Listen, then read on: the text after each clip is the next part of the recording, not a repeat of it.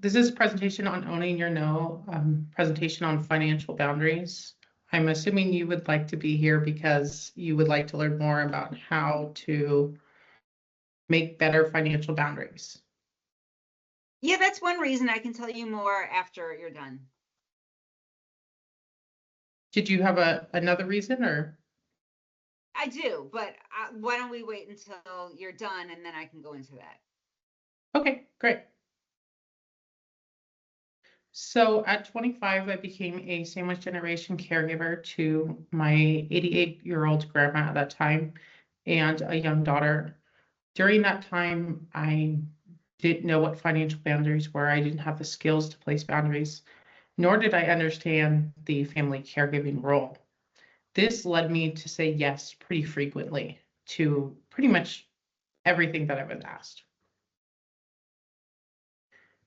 The cost of saying yes repetitively led to resentment, lost opportunities, delaying personal goals, guilt, and later burnout that led to long-term health issues. This is why it's so important for me to talk about financial boundaries. We're going to be talking about what are financial boundaries, a 3-step process for creating financial boundaries called the SAY method that I created, how to design an exit strategy for repetitive people who ask you constantly to blur those boundaries, and lastly, my 3-boundary rule. I hope to create a safe and judgment-free place for you today. I found through my caregiving experience that by just having people say no or put on your oxygen max or magically stop feeling guilty really did not solve anything. And I actually felt like it just made things worse. So instead, I hope to create some tools in your toolbox so that you can effectively create financial boundaries. I'd love for you to think about a time where you said yes and later regretted it. This could be as simple as I took my daughter to the store and she wanted a toy and I said yes and I bought it for her.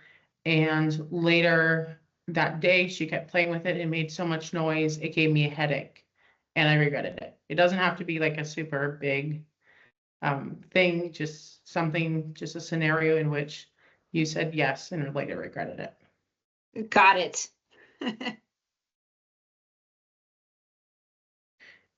And then write down what that yes cost you. So for me, that cost me my sanity or a headache later. Oh, okay, yeah, because it cost me a couple things. So, yep. Okay, got it. And then we'll come back to this later in the presentation. So keep this scenario rolling in your mind as we go through this presentation. Okay. Do you need a couple minutes or? Just like 10 seconds. I'm just writing down a couple other things. Okay. Okay, got it. So what are financial boundaries? Financial boundaries are limits that we set to keep our stuff mixing from other people's stuff. That's why we keep passwords on our phones or locks on our doors. I mention this because you have boundaries set all around you. You're probably just not realizing it because they've become innate to you. But I'm curious to hear what you think. Why are financial boundaries any different than putting a password on your phone so people don't read your text messages or a lock on your door so people don't burglarize your home? Why is it more difficult to put financial boundaries on? Mm-hmm.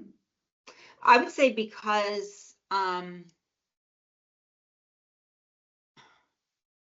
you feel like I think I think in terms of finances, you just tend to feel guilty. I think money is more associated with guilt than like passwords or locks. Like those are like things that help you feel safe. And when you have money, yes, it helps make you feel safe. But then if you have more than you feel you need to feel safe, then you feel guilty to say no. Yeah, so there's a lot of cultural significance around money. There's also a taboo about talking about money. If we have money, it seems like some people believe that they have to give money because, or maybe they have inherent feelings towards the money they have. There's also, we don't necessarily practice financial boundaries when we were a kid. Like probably when you were a kid, your parents probably told you go lock the door before before you leave the house. So that was something that you probably grew up doing. Whereas financial boundaries, that probably wasn't something that was taught to you when you Hmm. were young. Okay. So the ongoing management of setting financial boundaries have maybe only been taught within the last 5 years or less. Yeah, I totally get what you're saying. So a lot of people, when they think of financial boundaries, they think about giving a loan to someone or giving out money to someone, but actually financial boundaries can have a much larger definition. So it can be about making money, excuse me, saving money, investing money, or even using money. I'm, if you feel comfortable saying this out loud, if not, you can write down which one is most prevalent to you. Um, can you repeat the question? So which one is hardest in terms of setting boundaries around money? Mhm. Um,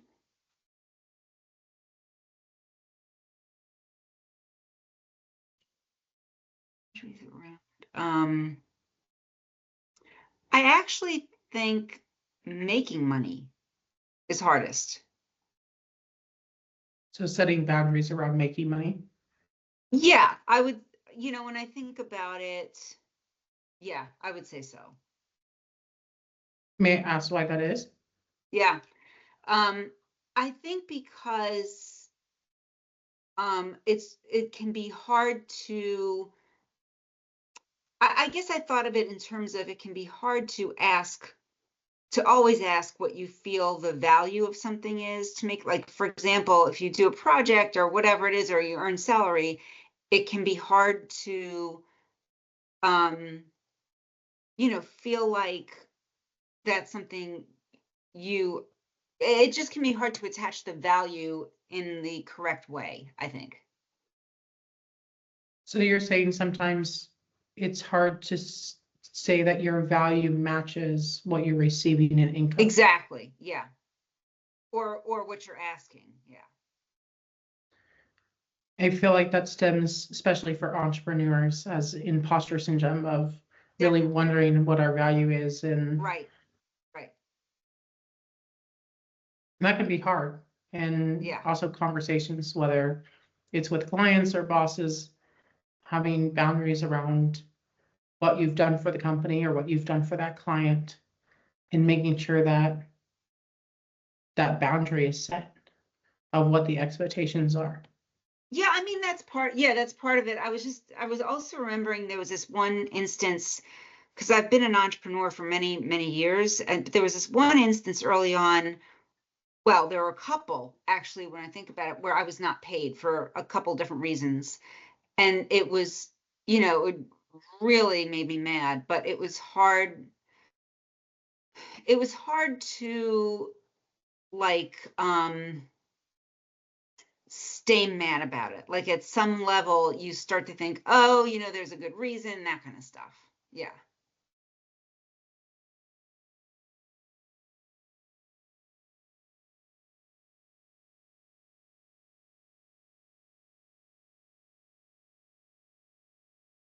I just want to make sure I didn't cut you off. No, no, no, not at all. So what I'm hearing is that sometimes when you're not being paid for service, it's hard to go back and say, now I would like you to start paying for that service. Is that? what I'm hearing?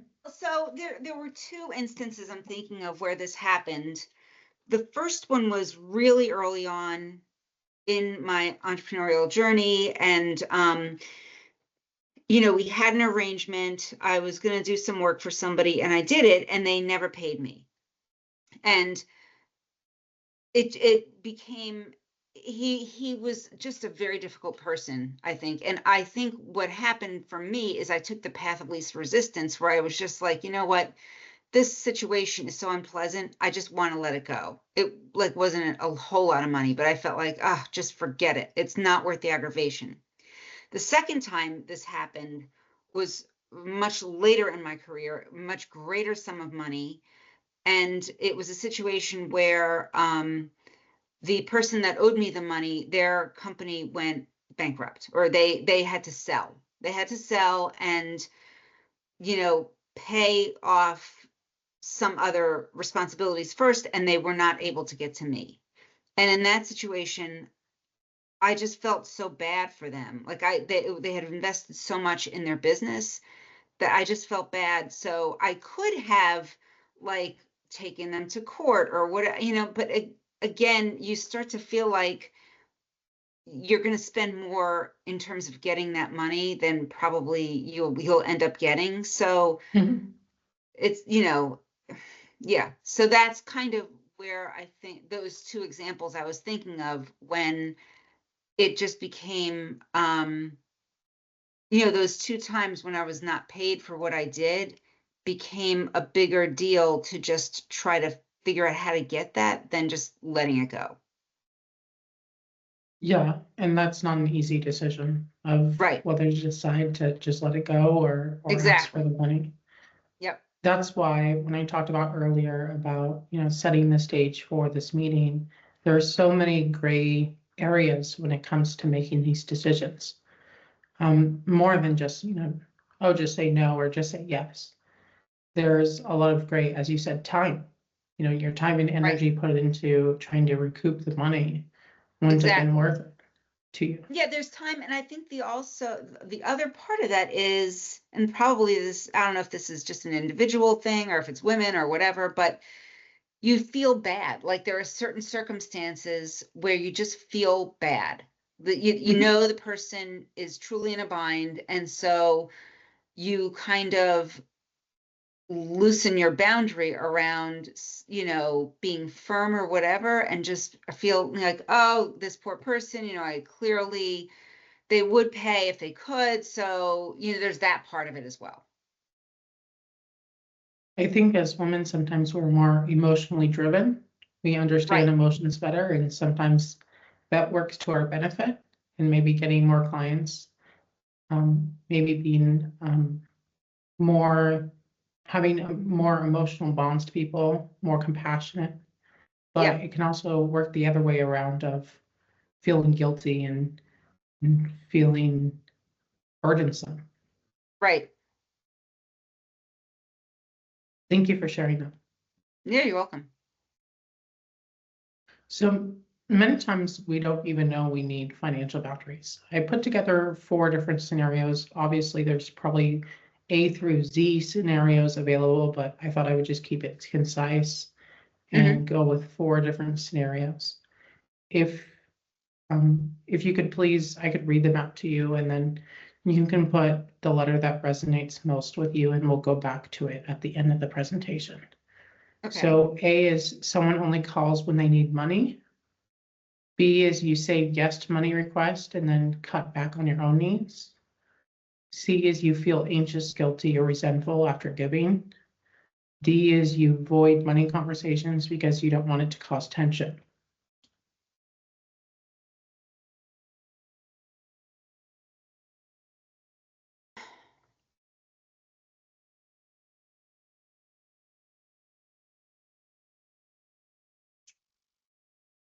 Probably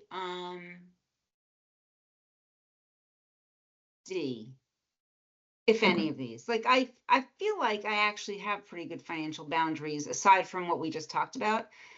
Um, so I feel like I feel like I have what I need, but I think the one that most fits what you're saying is D. Okay. Yeah, none of these situations may fit you perfectly, but Yeah. so as I talked about, caring for my grandmother was out of love and obligation to her. She was pretty much like a second parent to me growing up, and so I felt that there was some obligation to take care of her until she passed away and make sure that she's comfortable. So often, just like we talked about previously, we can learn these boundaries based on the emotions that we hold. So if you want to answer this, it's up to you. Of these five, why do you usually say yes? Or maybe there's something that I didn't mention that may be more prevalent to you. So I thought right away, one or two of these resonated with me. It's not so much in terms of money, but it's the other situation when you first asked at the very beginning, think about a time when, you were obligated and you regretted it later. It's really, for me, it's I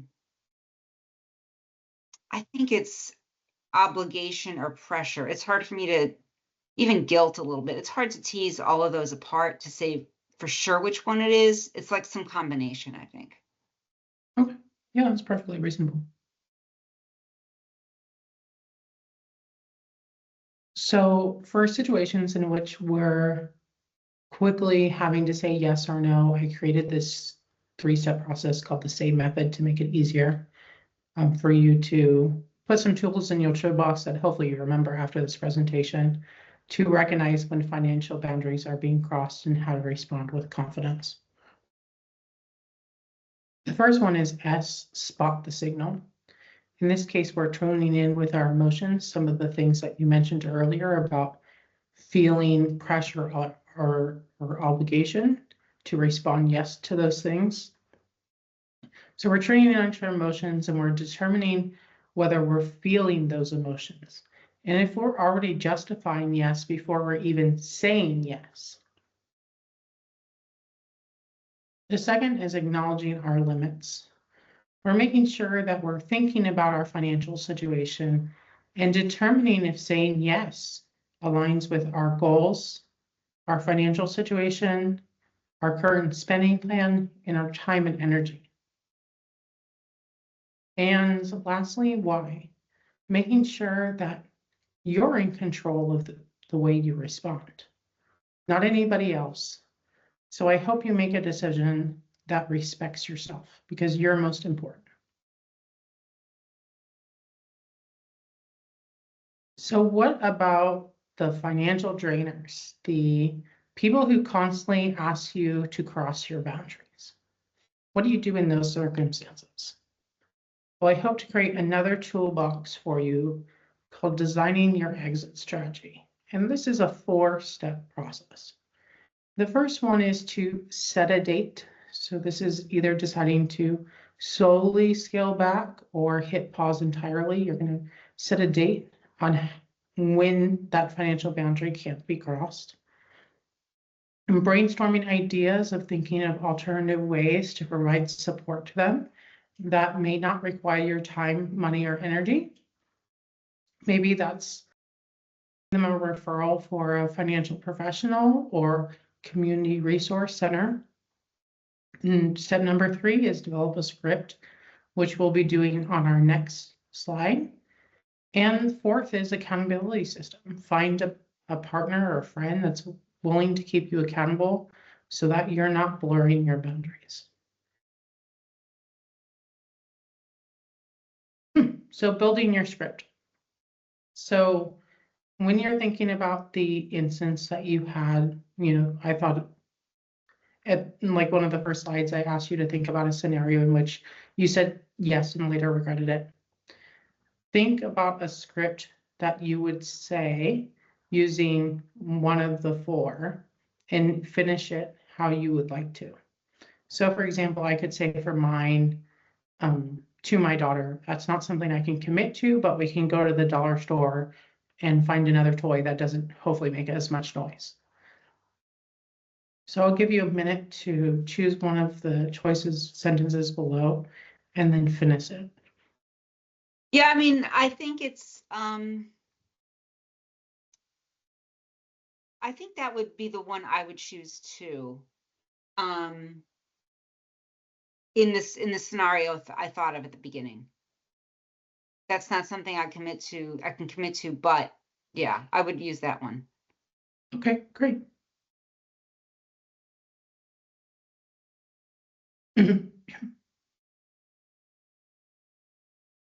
Give you a minute to finish that sentence, how you would like to finish it. So the scenario that I was thinking of is not, like I said, was not really necessarily a financial scenario. This was a scenario where I was involved in a volunteer activity and I was ready to step back, and they were like, please don't go, like really desperate for me not to go. And I ended up staying on in a less committed way, like a role that was less of a commitment.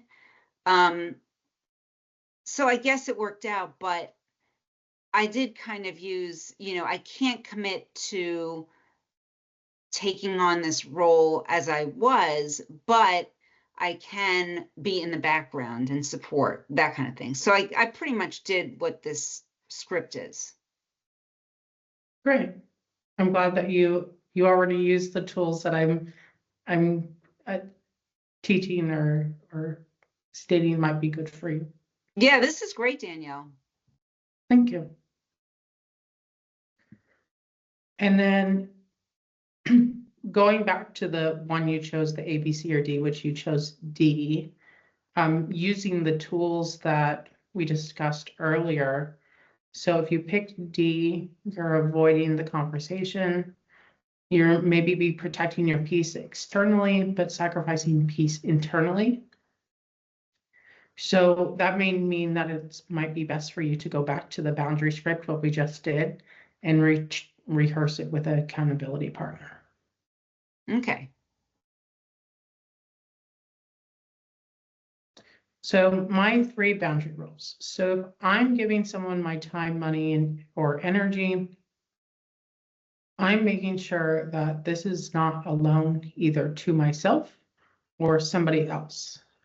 I don't give someone my time, money, or energy and expect a return back, nor do I give myself a loan, meaning that I'm not dipping into my savings or getting a personal loan, or I'm not changing around my schedule so that I can accommodate somebody else.